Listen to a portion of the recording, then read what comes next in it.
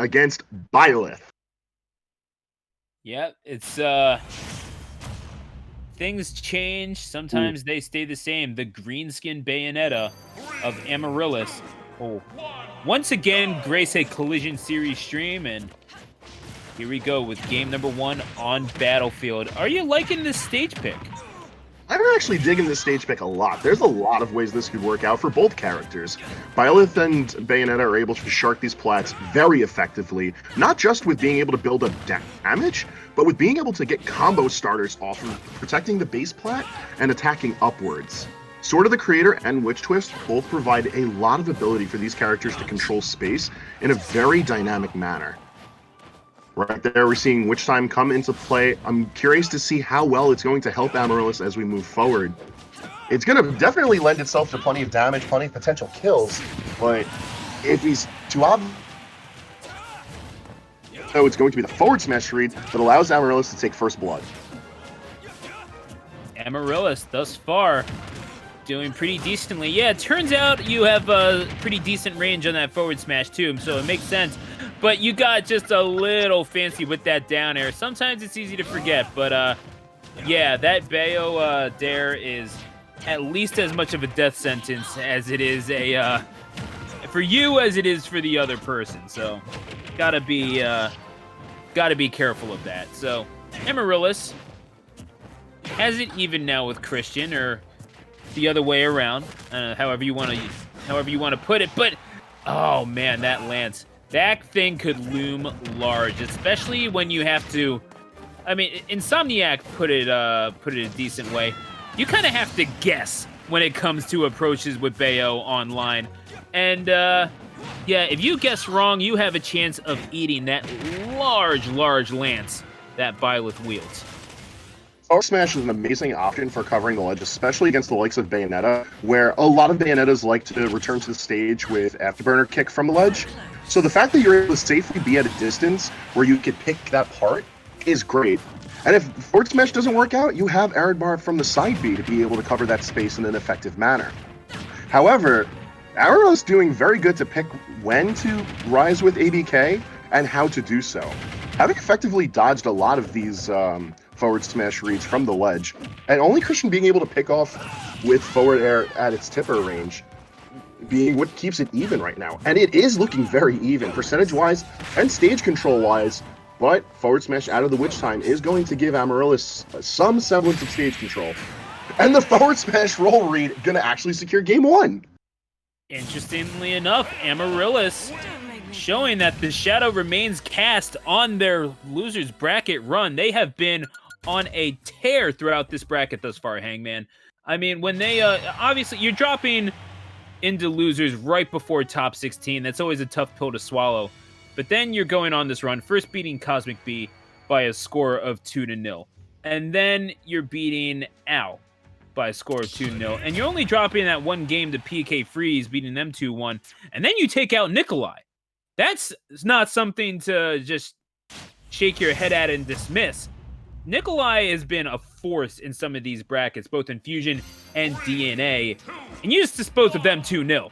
Like, the Ness and the Yoshi could not deal with you, and now Christian kind of being hung up against the ropes here for this Bayonetta to wail upon, and though Christian is going to get plenty of VOD study out of this bracket run here, Amaryllis right now could be making some Twitch clips for himself.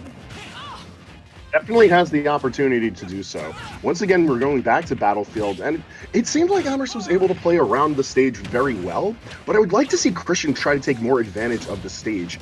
Sharking with up air, or even just trying to go for Sword of the Creator to get something started, is a surefire way of punishing Bayonetta's mostly aerial approaches. We're seeing a lot of Shark Pop ABK and Witch Twist from Amaryllis, and they're working to critical effect, plenty of damage being garnered, while Amaryllis is just sort of fishing for the hits. He's making them work very well, and it's not making him pay the price for it. Ooh! That amazing spacing on the back air from Christian is going to allow him to take that first stock, but pretty lucky at that, in that it took Amaryllis just Witch Twisting right into the sweet spot spacing of it. Let's see if Christian can maintain this lead, though, as he tries to return to the ledge. Looking for that, looking for those kills that seem to come so naturally for him. Amaryllis, an absolute killer on this Bayo, showing it here and of course in tournaments past. It gets is on the wrong end of that lance yet again, as that Nair is going to connect and do quite a bit of work for them. But it's Bayonetta going to be looking for that kill just off stage, and I don't know. I feel like Christian is, well, obviously Christian is using these stocks just a little bit more efficiently, and the survivability is nothing with which to be trifled. Eventually that forward air going to take that stock, but quite a sizable advantage that that Christian has derived for themselves, and only looking to add upon it and look for that kill off stage with Failnaught. Up smash right from the ledge, trying to get the kill off of it, but the percentage just wasn't there yet. Amaryllis trying to be a bit more selective with how he comes in now, and he's eating plenty of damage for his efforts. These options out of shield, I think, are very impressive from Christian. He now cements a solid stock lead over Amaryllis. Getting tagged by that, again, Bayo's legs, they're really spindly, and they have quite a bit of range to them, so never want to be on the wrong end of them. Sometimes you just get tagged and your entire flow gets interrupted. And when your flow gets interrupted as Byleth, little tough getting it back, as Amaryllis is demonstrating right here on their last stock of this game number 2. Looking to maximize every last bit of it. Certainly doing a decent job of that, Hangman. Plenty of damage racked up in very quick succession. Making things kind of dangerous for Christian. But Nair into dash attack could have set up into a really risky situation. Instead, Amaryllis is hanging on. Very good call with the arid bar swipe from the ledge. But up tilt into back air, and then the bullet climax. Just like that, Amaryllis is right back in the mix.